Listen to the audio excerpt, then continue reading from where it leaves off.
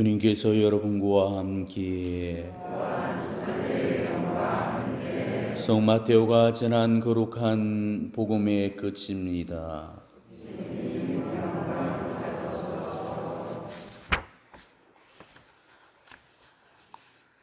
그때에 일한 제자는 갈릴리아를 떠나 예수님께서 분부하신 산으로 갔다. 그들은 예수님을 뵙고 엎드려 경배하였다. 그러나 더러는 의심하였다. 예수님께서는 그들에게 다가가 이르셨다. 나는 하늘과 땅의 모든 고난을 받았다.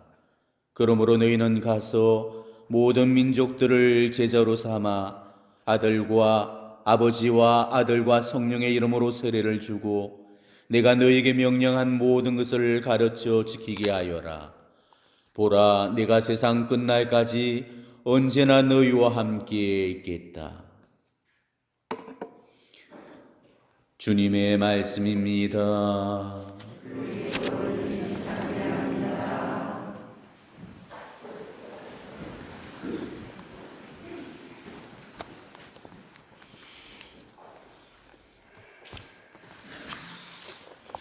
오늘은 주님 성천 대축일입니다. 예수님께서 33년이라는 그 지상의 생활을 끝내시고 그 본향인 하늘로 올라가신 날입니다. 우리가 보내고 있는 이 부활 시기는 바로 부활 성야로부터 시작해서 성령 강림 대축일까지 이 50일 동안의 시기를 말하고 있습니다. 그렇지만은 우리가 주님 성천 대축일 때쯤 되면은 부활 시기도 거의 끝물에 해당되고 부활 시기의 느낌마저도 안 들어서 이 부활 시기인지조차도 긴가민가해지게 되죠. 하지만은 이 부활 시기의 정점은 바로 주님 성천 대축일과 성령 강림 대축일입니다. 왜냐면은 우리가 보내는 이 예수님의 부활은 바로 성천과 성령 강림을 통해서 비로소 완성되어지기 때문이죠. 예수님께서 부활하신 이유도 바로 성천을 위해서였고, 또 예수님은 성천 이후로 그 성령을 보내주심으로써 부활 신앙이 없었던 그 제자들에게 부활 체험을 시켜서 부활 신앙을 완성시켜 주셨기 때문입니다. 그렇기 때문에 오히려 지금부터가 진짜 부활 시기에 해당되는 거죠. 때문에 우리는 오늘부터 이제 이 성령 강림 대축일 때까지 이 부활 시기 중에서도 진짜 부활 시기를 살아야 되는 그런 숙제가 남겨져 있는 것이죠. 특히 예수님의 이 성천 대축일인 오늘은 우리에게 아주 큰 희망을 주는 그런 날입니다. 왜냐하면 예수님의 부활로 우리도 부활을 희망할 수 있게 되었듯이 이제 예수님의 성천으로 말미암아서 우리도 이 성천을 희망할 수 있게 되었기 때문이죠. 그리고 우리는 지금 그리스도의 신비체들입니다. 머리이신 분께서 성천의 모범을 보여주심으로써 지체인 우리들도 이 성천의 희망을 둘 수 있게 되었죠. 그리고 이 지체들의 첫 번째 성취가 바로 마리아 안에서 이루어지게 되죠. 곧 성모님의 몽소 성천이 그것입니다.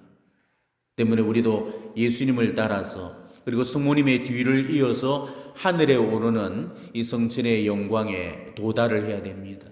왜냐하면 성천은 우리 신앙의 목표고 천국은 우리 인생의 최종 목적지가 되기 때문입니다. 우리가 지금 이 인생을 살고 있는 이유도 천국 때문인 거고 우리가 지금 이렇게 성당을 다니고 있는 이유도 천국 때문인 것입니다.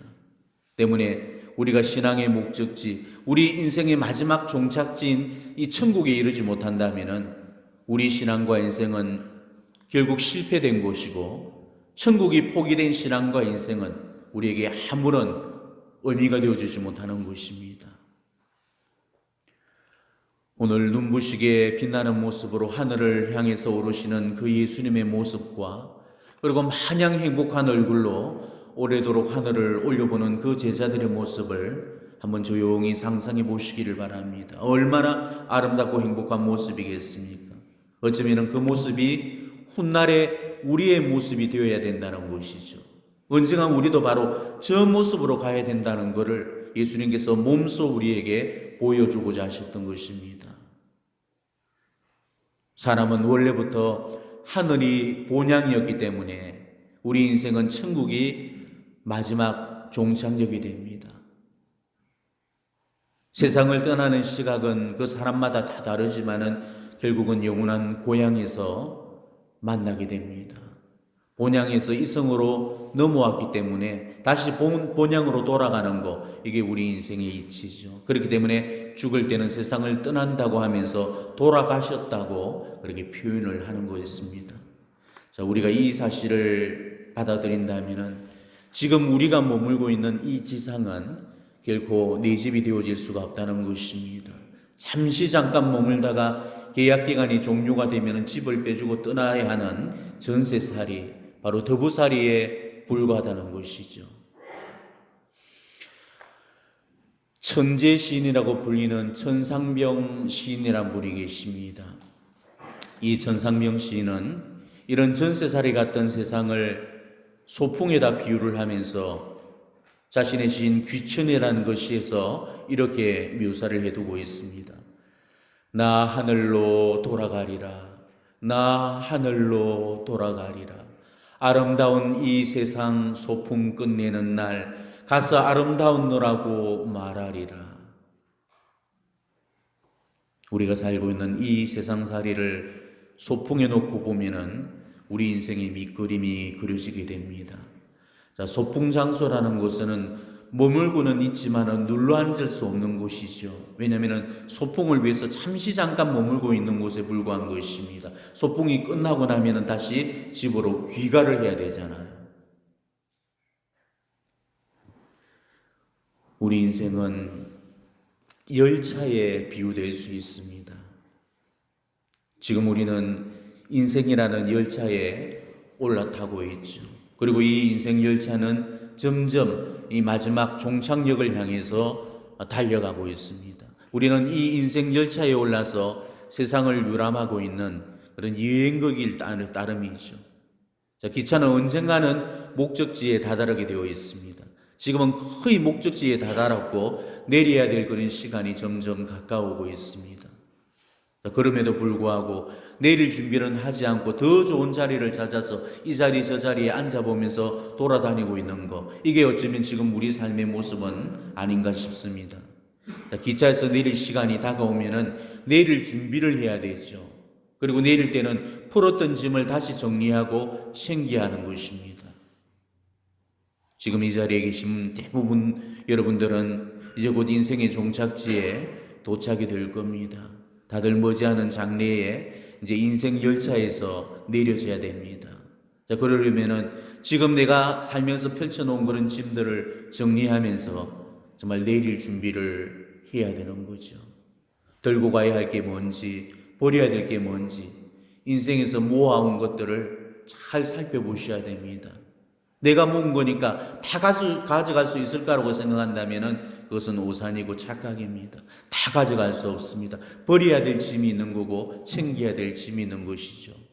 우리는 지금 인생의 짐들을 다시 한번 잘 정리해 보셔야 됩니다.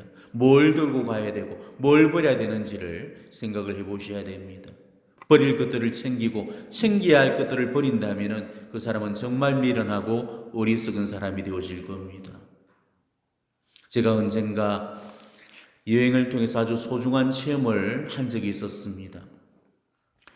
저는 어릴 때부터 여행을 하거나 소풍을 가게 되면은 가방 크기가 남들 2배는 좋게 넘습니다. 1박 2일 정도면은 보통 남자들은 그냥 맨몸으로 갑니다. 심한 경우는 옆 사람은 칫솔도 빌려 쓰고 속옷도 빌려 입는 그런 사람들도 있습니다. 그건 좀 심하지만은 속옷 한 벌과 여벌옷 한 벌, 세면도구 정도면 충분하죠. 그렇지만 저는 그렇게 챙기면은 마음이 안 놓입니다. 큰 가방에 이 옷이란 옷은 다 때려 넣죠. 쑤셔 넣고 구겨 넣더라도 어떻게든 다 넣어갑니다. 근데 그렇지만은 지금까지 제 경험으로 챙겨갔던 그 짐들을 풀어보지도 못하고 고스란히 들고 올 때가 대부분이었습니다. 옷가지가 많으면 고생이 덜 할 줄 알았지만은 정작 여행은 고생 바가지였죠.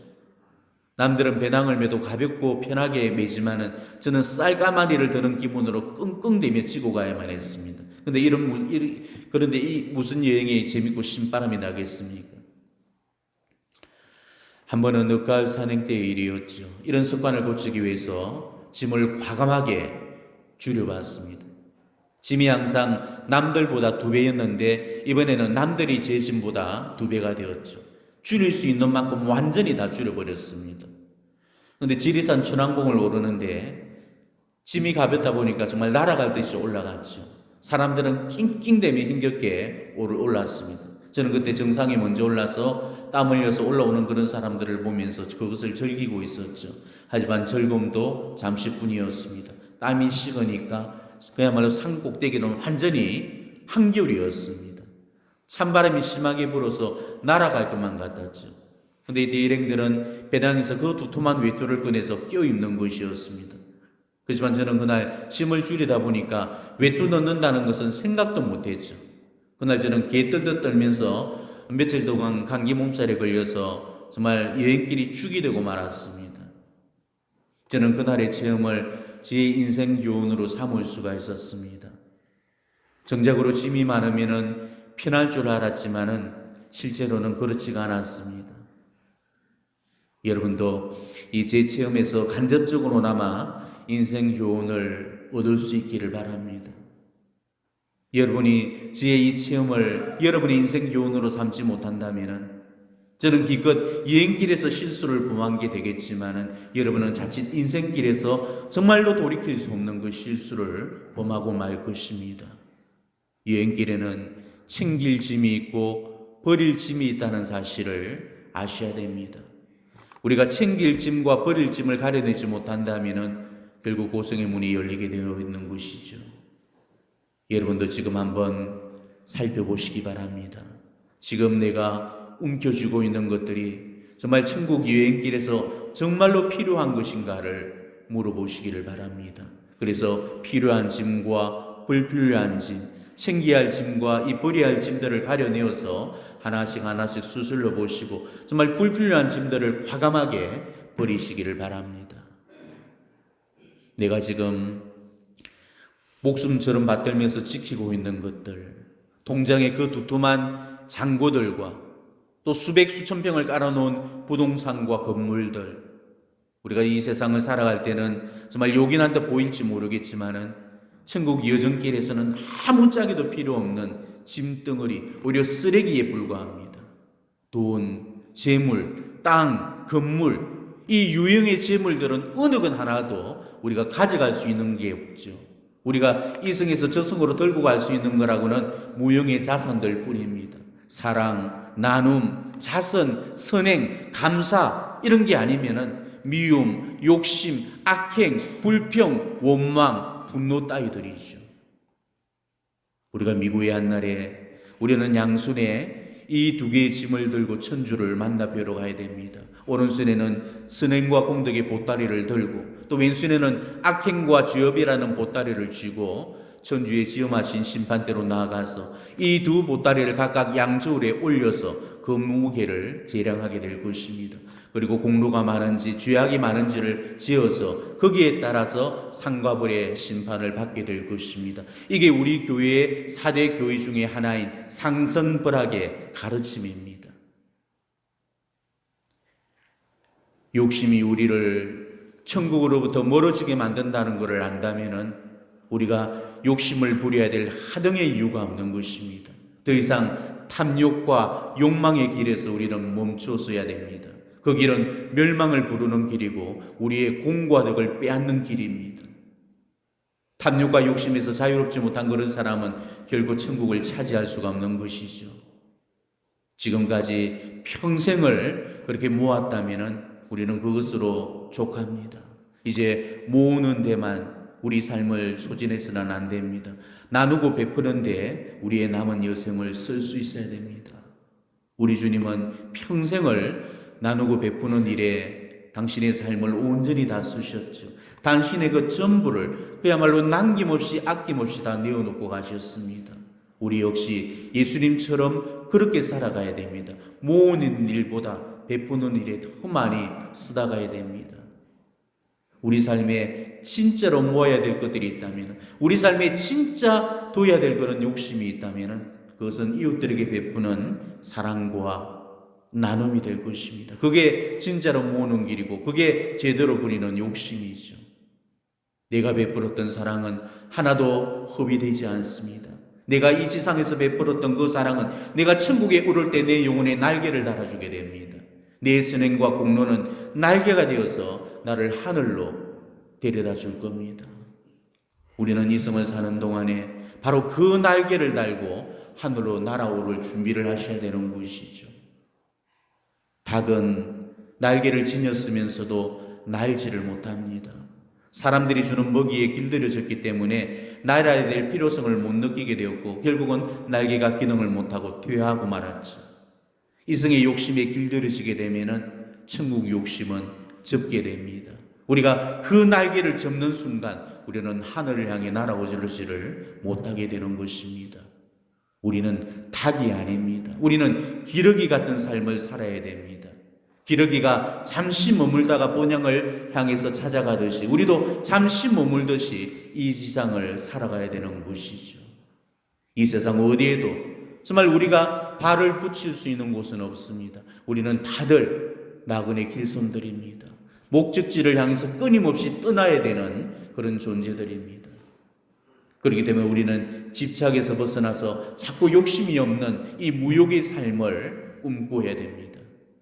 통장에 그 두툼한 액수가 내 발목을 잡고 여기저기 깔아놓았던 부동산들이 족쇄가 되어서 하늘을 향해 날 수 없도록 만들고 있지는 않는지 우리 각자가 반성을 해보셔야 되겠습니다.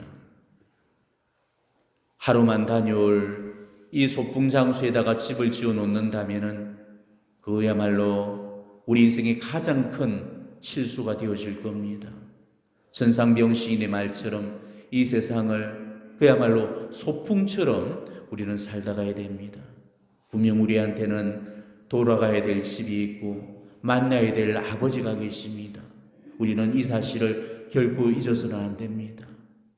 지상이 우리 삶의 종착지가 결코 아닙니다. 인생 80만 살고 그만 살 게 아닙니다. 여기서 살고 이걸로 끝나는 게 아닙니다. 우리는 영원이라는 이 시간의 선물을 살아야 됩니다. 영원이라는 이 시간 속에 우리 희망을 두지 못한다면 우리는 살아도 사는 것이 아닙니다. 제발로 이 지상의 것들에 대한 욕심을 접으십시오. 천국의 시민권을 부여받은 그런 사람들이 이 지상의 영주권까지 욕심내려고 해서는 안 되는 것입니다. 두 마리 토끼를 결코 잡을 수 없어요. 천국 시민권을 가지려면 지상의 영주권을 포기하든지 아니면 지상의 영주권을 욕심내려고 하면 천국의 시민권을 포기하든지 우리는 이 두 가지 중에 한 가지를 선택을 하셔야 되는 것입니다. 여러분들이 제발 천국을 잃어버리지 마시기를 바랍니다. 저 천국은 우리가 오매불망 꿈에도 그리는 하늘 아버지께서 계신 곳이고 하늘의 복되신 어머니께서 계신 곳이고 우리의 주님이신 예수님께서 계신 곳입니다. 복된 세라핌과 하늘의 천군 천사들이 영광 가운데서 거룩하시다를 노래하고 복된 성인 성녀들의 기쁨의 환호 소리가 끊임없이 흘러나오는 곳입니다. 이 얼마나 아름다운 곳이겠습니까? 그 천국에 대한 꿈을 결국 포기하지 마시기를 바랍니다. 예전에 해외 성지 순례를 다녀온 적이 있었는데 그때 어느 신부님을 만나서 일행들과 잠시 동행을 하게 되었습니다. 그런데 그 버스 속에서 신부님께서 노래 몇 곡을 불러주셨어요. 그때 우리가 너무 잘 아는 노래를 개사를 해서 이렇게 불러주셨는데 엄마야 누나야 강변 살자는 그 노래였습니다. 다들 아시죠? 엄마야 누나야 강변 살자 뜰에는 반짝이는 금모래빛 뒷문 밖에는 가을잎의 노래 엄마야 누나야 강변 살자 이 노래를 개사를 해서 부르시는데 그 노래를 듣는 동안에 마치 천국에 와 있는 듯한 그런 느낌들을 모든 일행들이 다 받았죠. 신부님은 이렇게 개사를 해서 이 노래를 부르셨습니다. 엄마야 누나야 전당 살자 뜰에는 반짝이는 성인성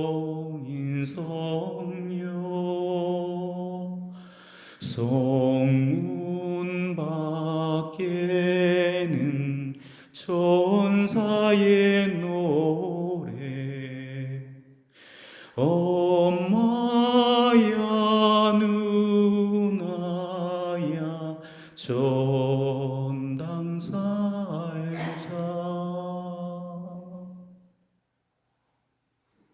지금 우리한테도 저 아름다운 천국이 열려져 있습니다. 우리 예수님이 구름을 타고 올라가신 곳, 제자들이 큰 힘없이 기쁨 속에서 올려보고 있던 곳, 바로 저 천국이 우리를 향해서도 오라고 손짓을 하고 있어요. 이 세상은 소풍이라면서 그렇게 아름답게 살다 오라고 부르고 있습니다. 아름다운 이 세상을 정말 소풍처럼 살다가 이 세상 소풍 끝내는 날 가서 세상이 아름다운 노라고 말할 수 있는 그런 우리들이 되기를 진심으로 축원합니다. 아멘.